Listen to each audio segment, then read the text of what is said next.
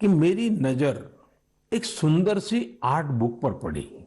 यह किताब मेरे आवास के बाहर कोई मेरे लिए छोड़कर गया था। इसमें भगवान श्री कृष्ण के अनेकों रूप, अनेकों भव्य तस्वीरें थी। बड़ी मोहक तस्वीरें थी और बड़ी मीनिंगफुल तस्वीरें थी। मैंने किताब के पन्ने पलटना शुरू किया तो मेरी जिज्ञासा जरा और बढ़ गई। जब मैंने इस किताब और इन सारे चित्रों को देखा और उस पर मेरे लिए एक संदेश लिखा तो वो जब पढ़ा तो मेरा मन कर गया कि उनसे मैं मिलूं। जो ये किताब मेरे घर के बाहर छोड़ के चले गए हैं, मुझे उनको मिलना चाहिए। तो मेरी ऑफिस ने उनका संपर्क किया। दूसरे ही दिन उनको मिलने के लिए बुलाया और मेरी जिज्ञासा इतनी थी, आर्ट बुक को देख करके, श्री कृष्ण के अलग अलग रूपों को देख करके, इसी जिज्ञासा में मेरी मुलाकात हुई जदुरानी दासी जी से। वे अमेरिकन हैं, जन्म अमेरिका में हुआ, लालन पालन अमेरिका में हुआ।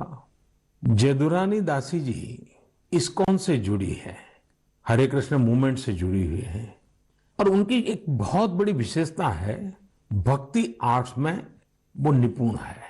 आप जानते हैं अभी 2 दिन बाद ही 1 सितंबर को इस्कॉन के संस्थापक श्रील प्रभुपाद स्वामी जी की 125वीं जयंती है।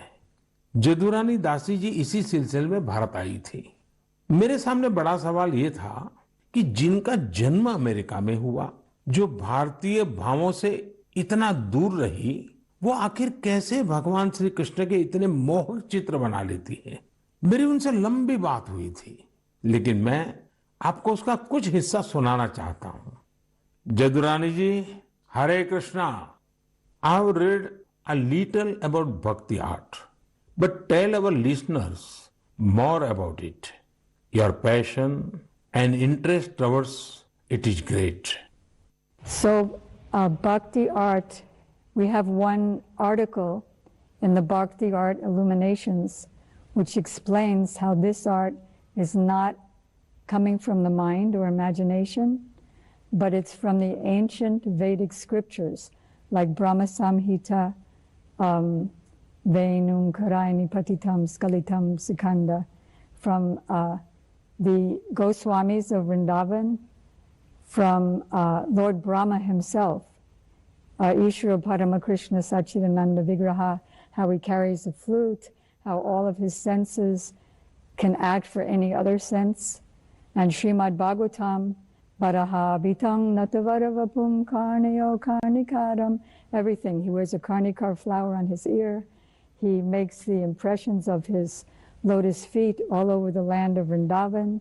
The cowherd boys sing of his glories. His flute attracts the hearts and minds of all fortunate beings. So everything is from the ancient Vedic scriptures. And the power of the scriptures, which are coming from transcendental personalities, and the pure devotees who are bringing it, the art has their power, and that's why it's transformational. It's not my power at all. Jadurani ji, I have one different type of question for you.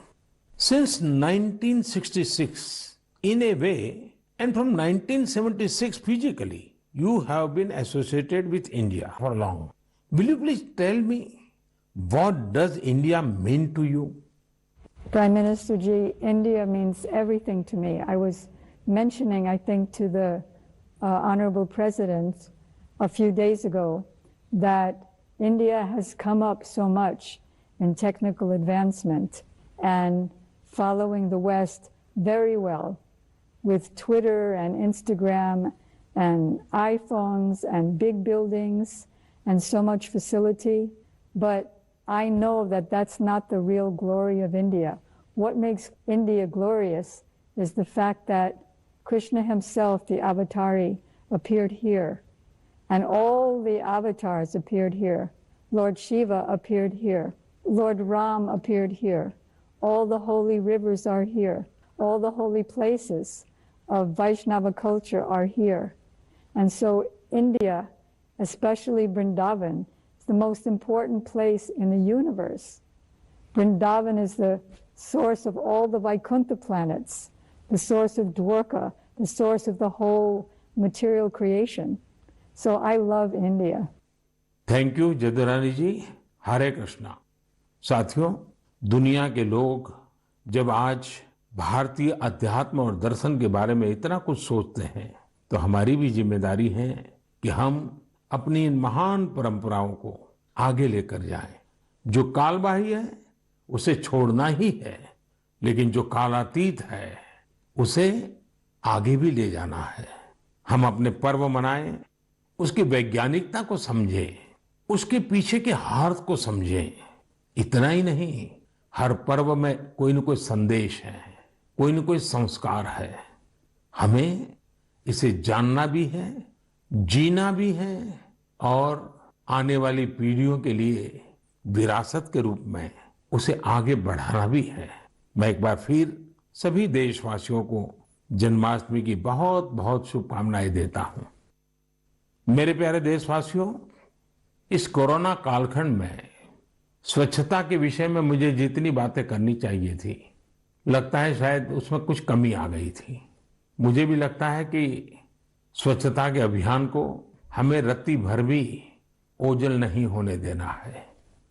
राष्ट्र निर्माण के लिए सबका प्रयास कैसे सबका विकास करता है, इसके उदाहरण हमें प्रेरणा भी देते हैं और कुछ करने के लिए एक नई ऊर्जा भर देते हैं, नया विश्वास भर देते हैं, हमारे संकल्प में जान फूंक देते हैं। हम ये भली बात जानते हैं कि जब भी स्वच्छ भारत अभियान की बात आती है तो इंदौर का नाम आता ही आता है, क्योंकि इंदौर ने स्वच्छता के संबंध में अपनी एक विशेष पहचान बनाई है और इंदौर के नागरिक इसके अभिनंदन के अधिकारी भी हैं। हमारा ये इंदौर कई वर्षों से स्वच्छ भारत रैंकिंग में पहले नंबर पर बना हुआ है। अब इंदौर के लोग स्वच्छ भारत के इस रैंकिंग से संतोष पाकर के बैठना नहीं चाहते हैं, वे आगे बढ़ना चाहते हैं, कुछ नया करना चाहते हैं। और उन्होंने क्या मन में ठान ली है, उन्होंने वाटर प्लस सिटी बनाए रखने के लिए जी जान से जुटे हुए हैं। वाटर प्लस सिटी यानी ऐसा शहर जहां बिना ट्रीटमेंट के कोई भी सीवेज किसी सार्वजनिक जल स्रोत में नहीं डाला जाता। यहाँ के नागरिकों ने खुद आगे आकर अपनी नालियों को सीवर लाइन से जोड़ा है, स्वच्छता अभियान भी चलाया है और इस वजह से सरस्वती और कान नदियों में गिरने वाला गंदा पानी भी काफी कम हुआ है और सुधार नजर आ रहा है। आज जब हमारा देश आजादी का अमृत महोत्सव मना रहा है तो हमें याद रखना है कि स्वच्छ भारत अभियान के संकल्प को हमें कभी भी